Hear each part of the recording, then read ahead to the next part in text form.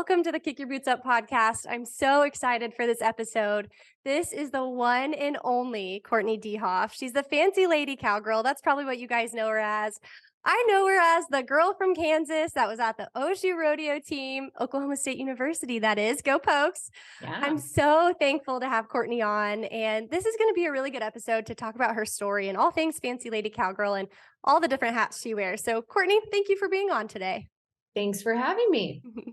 You know, something that's unique about you is you have worn a lot of different hats growing up and then also now in the industry as well. Let's talk about your background a little bit. How did you get started in the industry? Yeah, I was really blessed in the fact that I was born into it. My mom and dad both came from agriculture.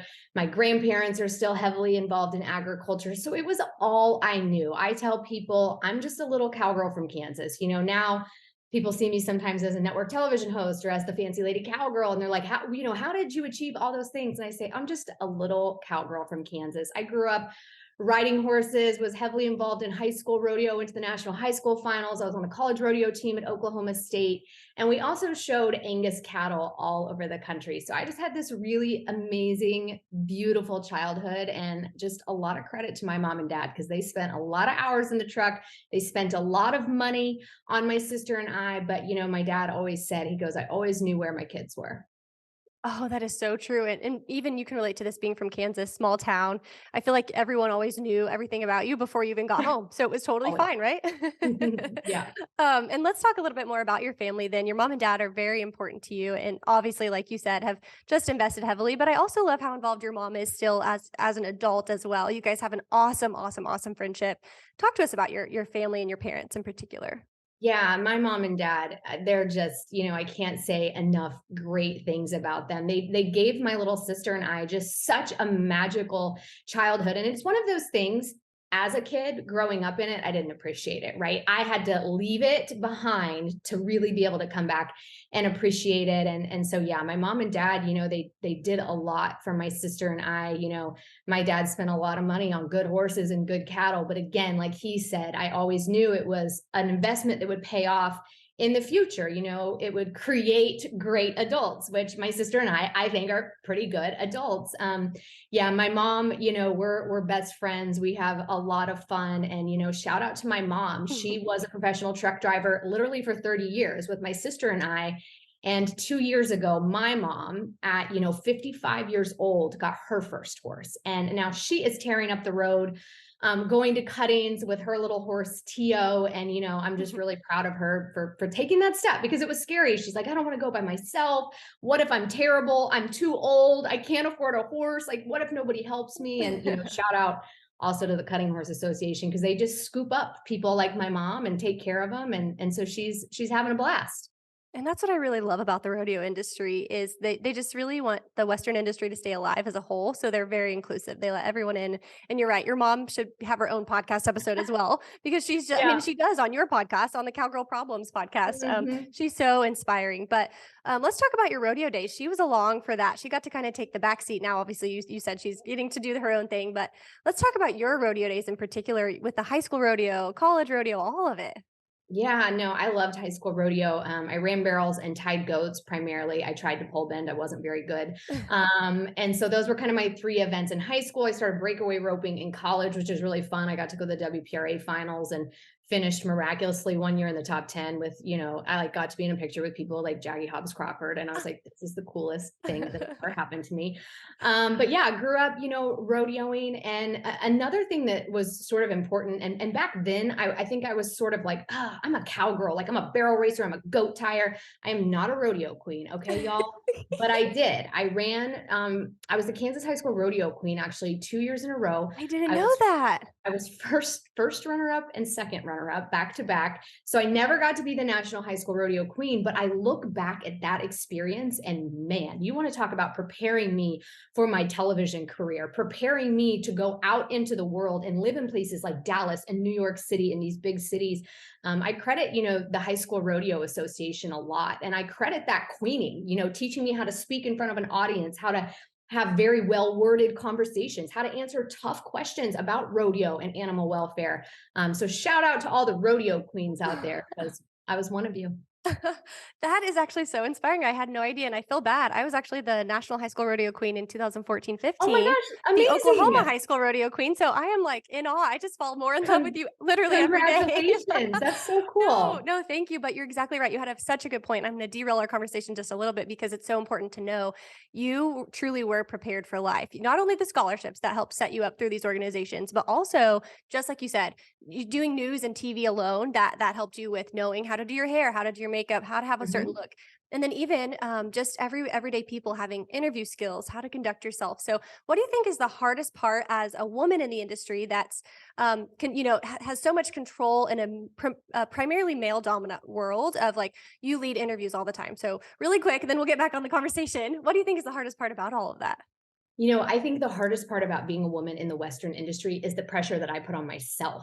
Sometimes I walk into rooms, when I started back in 2020, I had the privilege of doing some television work with the PBR, and I was a nervous wreck because I was like, oh my gosh, these guys are going to see this girl walk into Madison Square Garden for an Unleash the Beast tour and be like, who is this? This girl's never ridden a bull. She doesn't probably know anything about bull riding. And that was all on me because I'm telling you what, those men at that level, they scooped me up. They were professional. They answered every question. And now, I'm on the other side of it. I'm a bull owner. Fast Yes. forward a few years later. And, I think especially at the elite level, I've never really sort of been made to feel like I didn't fit in or was accepted. I think in those moments when I do feel that way, it's me. I'm putting that sort of imposter syndrome in my own mind. Now, are there people in the industry who aren't as welcoming? Absolutely. Of That's course. with anything. Yes. But I sort of just have learned now. I just walk in like I own the place, and they treat me with respect, and I treat them with respect. Without a doubt. And that shows time and time again. I know I watch you a lot on Ride TV. I know you do a lot for AQHA World Show. All the different avenues that you have. You just have a way about you on camera that you have just understood you're taking up space. You are owning the area that you're in. And that is why people keep looking towards you, I personally feel. But I want to back up a little bit. You talked about owning a PBR bull. I'm a big fan of Top Dollar. I think it's so cool that he's such a big and vicious bull, whenever it comes to getting on and riding, bucking for 8 seconds and all that. But he's also so fun. You can go, I see all the videos all the time of people Yeah. scratching him, petting him. Tell us about that. That's got to be such a fun avenue for you. Top Dollar is quite the character, and we love him so dearly. I say we, I'm one part of the ownership team. Katie and Laramie of Hook and W Ranch. My mom and dad are part of the ownership Aw. team, and then our friend Peggy Van Cleef. So I always like to point out there's 4 women on the ownership team of Top Dollar, which I think is really cool. But yeah, Top Very. Dollar is he is a special creature. I mean, he truly is probably once in a lifetime.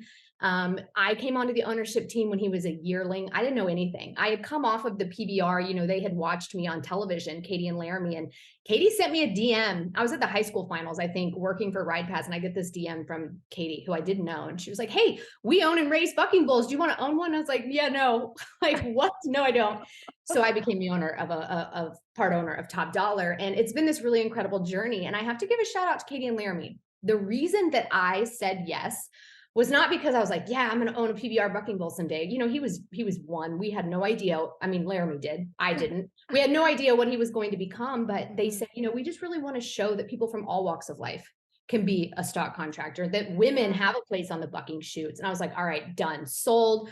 I want to be a part of this. Amen. And I said, we're going to document this. And Katie and Laramie said, yeah, let's document it. Let's document the journey. He went on to become the ABI yearling world champion in 2020. Last year, he made his PBR debut in Fort Worth. In January of this year, he ran up the tunnel at Madison Square Garden. And it has been Wow. the coolest, proudest bull mother experience of my life. And yeah, Top Dollar, he's great. He was the high marked bull in Albany, New York with a 46. We were so proud. But then the minute he's done, he's like back in the back pen. He's like, all right, I guess I'll take a nap. He's looking for Katie because Katie gives him scratches. He likes snacks. I mean, he's just truly a kind animal.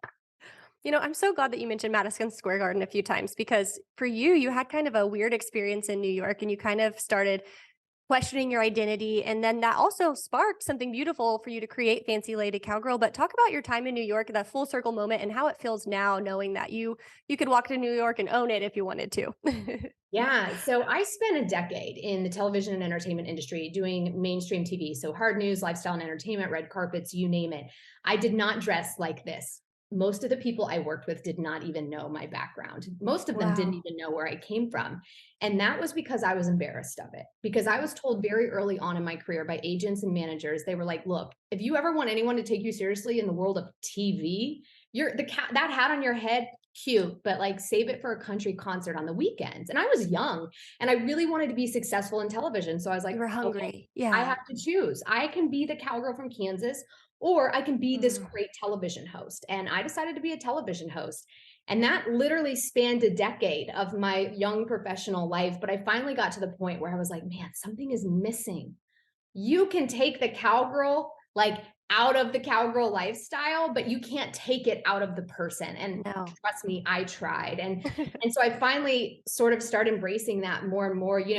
Full disclosure, I went to New York. I always wanted to live and work in New York. I wanted to be Wow. on TV in New York. So I thought, well, nobody's hiring me to go work in New York. So I'm just going to go to New York. And then if I'm there, maybe they can't ignore me. And I had an That's right. agent there at the time and I didn't do it. I didn't get any jobs. There was no work. And, the PBR, I had pursued the PBR for almost 6 months because I really respected that the PBR understood the importance of tapping into mainstream audiences, right? Yes. The PBR is really, really great at, okay, we're gonna put this on a mainstream network. We're gonna Mhm. allow people from all walks of life to turn on their TV and learn and watch about the sport of bull riding. And I wanted to be in on Yes. that. So I stalked them essentially. And January of 2020, I got to do some work with them on Ride Pass, which was incredible. My first gig was 3 nights live inside Madison Square Garden. And, we were doing, not only Wow. was I live on Ride Pass, we were taking in-house hits. So I was interacting with like Matt and Clint. And I mean, it was a lot. And I look back and I'm like, the fact that I survived that, you know, first of all, because there's so much happening. I have producers in my ears and they've got pyro and they're loading bulls and there's cowboys. And it was just the most incredible experience. And so it was really special because I walked into Madison Square Garden with a microphone in my hand and I had a cowboy hat on my head. And that was just like such a full circle moment for someone like me who had hidden that part of me because I was told that's what I had to do to fit in. And Fancy Lady Cowgirl was really born out of my frustration that I didn't quite fit into the world of television and entertainment because I was a cowgirl. But then, on the cowgirl side of things, when they would see that I was living in places like New York and that I was like dressing up and going to New York Fashion Week and doing things like that, some people in agriculture were like, I'm not sure she's a real cowgirl because like she Mm. doesn't ride a horse and she doesn't live on a ranch. And so Fancy Lady Cowgirl is really just my way of celebrating and creating this community that says, look, being a cowgirl is a state of mind. It's not how you dress. It's not where you live.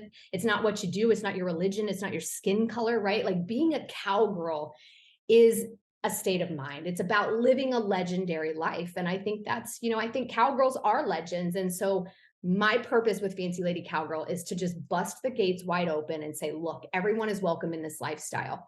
If you have the cowgirl mindset or the cowgirl code, as I call it, right? Courage, originality, worthiness, grit, all of these things that make a cowgirl, then you get to be one. You get to embrace it in your own way. And I love that you put on events with, we got to shout out Sarah Bondenkamp too, one of my good Yes. friends as well, that you get to put on events with people like her who also have such a state of mind as well that's inclusive and encouraging to anyone in any walk of life. So we've got to talk about that a little bit too. Yeah, absolutely. Oh my gosh. I've had two Fancy Lady Cowgirl events. The first one, they would have never been a thing had it not been for Sarah, another Oh. empowering woman. And Sarah came to me with the idea and she's like, hey, I said, oh my gosh, this sounds like a great idea, but I have no idea how to put on an event or what to do. And she's like, well, I'll help you. And so we partnered on that first event, and it was amazing. And I had another one last year, 100 women from 3 countries, 17 states, from all walks of life. Some of them were 6th, 7th generation ranchers. Some of them, were professional rodeo athletes. And then some of them really didn't have any connection to the Western way of life other than that they loved it and appreciated it and wanted to be at the table with other like-minded women. And so, yeah, it's been really cool.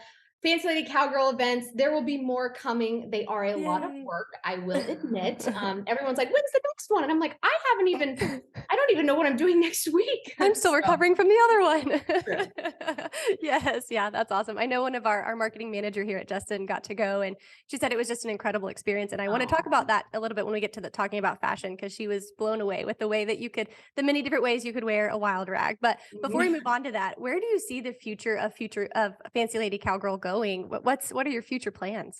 yeah, my biggest goal with Fancy Lady Cowgirl is to really get it out so that it seeps into more mainstream audiences. I love agriculture, I love the Western community, but it's always for me been about something bigger. Like, I want to touch people far removed from the industry and show them how special the cowgirl and cowboy way of life is, welcome them in, show them that we're kind, wonderful people who are, feeding the world. Like, that's really been my goal with Fancy Lady Cowgirl. So obviously I do a lot of keynote speaking. I want to get on, TED Talk stages. I want to get on these mainstream stages so that I can interact with people from, more mainstream walks of life. I had the opportunity to do an event in Dallas a few months ago, and I got on the celebrity panel. I'm not really sure Ooh. how, but it was like me, a Big Brother star, a Dallas housewife, these women from like all different walks of life. They ate up the cowboy hat and the clothes, and they're like, oh my gosh, we're going to get a cowboy hat. And it was just so fun. And something that never ceases to amaze me is how amazed and thrilled and excited people are to just be around it. Like, a girl in a cowboy hat. People are like, can we just take a picture with you? And like, they didn't know who I was. They're like, can we take a picture with you? I'm like, yeah, sure. And so I guess that's really my ultimate goal, is to just sort of embrace and celebrate the cowgirl way of life with mainstream audiences all over the world. And you're well on your way to do that. Obviously, you've paved the way in a huge way, but also I can't wait to see how the future ends up for you. But kind of moving on to the fashion side of it, the staples of a Western outfit, which is the hat, the cowboy boots. For you, wild rags, love them. Let's talk a little bit about your fashion and how you decide to style outfits. I know you can dress an outfit up and down, like you can literally be on the buck and shoots and then also in the field, and then also go to an event to speak the same day. And you just have the best way of doing that. So talk to us a little bit Yeah. about that. Thank you. Well, I'm looking very Western today. I was feeling Western vibes, but my staples always for an outfit are cowboy hat and the cowboy boots, and I typically always have a wild rag on. It seemed a little much with the fringe today, so I'm not wearing wild rag, and then a blazer. Anytime I'm on TV, anytime I'm keynoting, 98% of the time I'm in a blazer. It's just like, it's what I feel the most powerful in. I can walk into a room, it's professional, but it's businessy and classy at the same time. And so those are kind of like my go-to pieces. But Western fashion is whatever you want to make it. It's I always see these conversations when the NFR starts, and I'm not perfect. Like, I've been the girl that was like, oh my gosh, what are people wearing to the rodeo? But now I have such an appreciation for girls who maybe show up to a rodeo or something in an untraditional outfit, because I'm like, oh, that's cowgirl, that's courage, that's individual out. Like, she is outwardly expressing what it really means to be a cowgirl. And so I'm cheering those girls on. But yeah, it's whatever you want to make it. I was in Europe earlier this year and wearing a cowboy hat under the Eiffel Tower.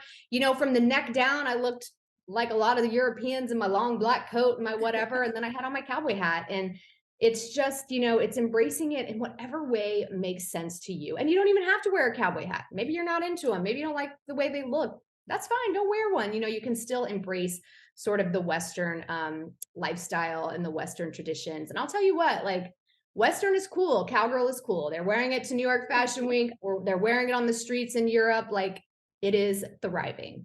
Oh, yes. And I'm so glad you brought up your Europe trip too, because the ladies here in the marketing department at Justin, we were so in awe of everything that you got to do there and the boldness that you took. But also, you got to see, you ran into, and you didn't even know. I think at the time it was Tyler Hubbard with Florida Georgia Line, right?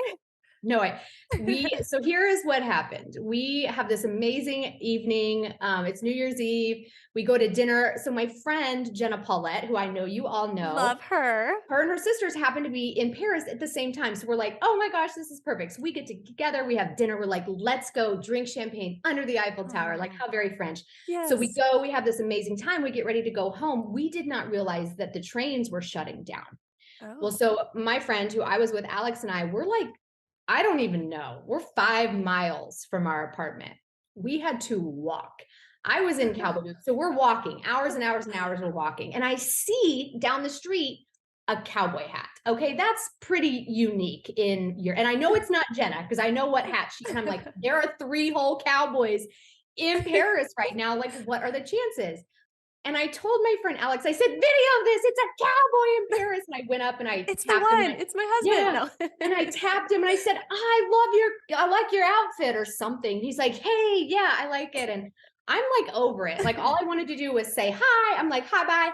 I walk off and Alex is like still videoing and she's like, where are you from? And he's like, Florida. And I'm like, okay, I'll be polite. I'm like, so what do you do? And he's like, I'm a country musician. I'm like, of course. I'm Everyone. thinking like everybody, I was clueless. And I posted it on Instagram just because I was like, look, a cowboy in Paris. And, we're 7 hours ahead. So I wake up the next morning. And I'm like, what has happened? I have DMs that are like, you know who that is, right? I'm like, no, I don't. Is this somebody that I should know? I know their music. I love Florida Georgia Line, but like, Yes. I just, on the streets of Paris, like how unexpected. I had no idea who It's he hard to was. make that connection. I had Yeah. no idea. I feel bad. I apologize to be a Well, you know what? That's like a once in a lifetime story, I feel like. Because what are the odds of all that happening? Even Jenna being there at the same time, that is incredible in itself. And there's just so many things that I could pick your brain about. But unfortunately, we're out of time for today. But your social media is so inspiring and so entertaining. I know especially around COVID, I really fell in love with the jogger watch just because it was so funny, the things that you would Yes. do. And there was the whole saga with that leaving notes on the guy's truck guy. If you're Chevy out there, Gate. I still don't know. Yeah, the Chevy Gate. Yes. So anyways, where can people find you? How can they keep up with you? Because they're going to want to, and they're going to have questions after this too. Yeah. So everything is sort of housed on my website, CourtenayDeHoff.com. You can learn more there. And it's just Court DeHoff on Instagram, TikTok, Courtenay DeHoff on Facebook. Very nice. And you want to make sure and say the Courtenay, the spelling of your name too. Oh, yeah. That's my mother's fault. It's the French spelling, Enay. No, we're not French. So Well, very nice. Courtenay, it's been so good getting to speak with you. I learned a lot about you and discovered things that I didn't even know. And here I am, been following you for years. So thank you for everything you do in the industry. You continue to pave the way. And I really, really appreciate that you keep the cowgirl in it. You keep Fancy Lady Cowgirl alive and well. And we are so, so thankful for you and everything that you do in the industry. oh my gosh. Well, thank you for having me. And thank you to Justin for just empowering all things Western. We couldn't do it without people like you. Oh, well, thank you. You're awesome. I hope you have a great rest of your day, rest of your week, and we will continue to follow along on social media.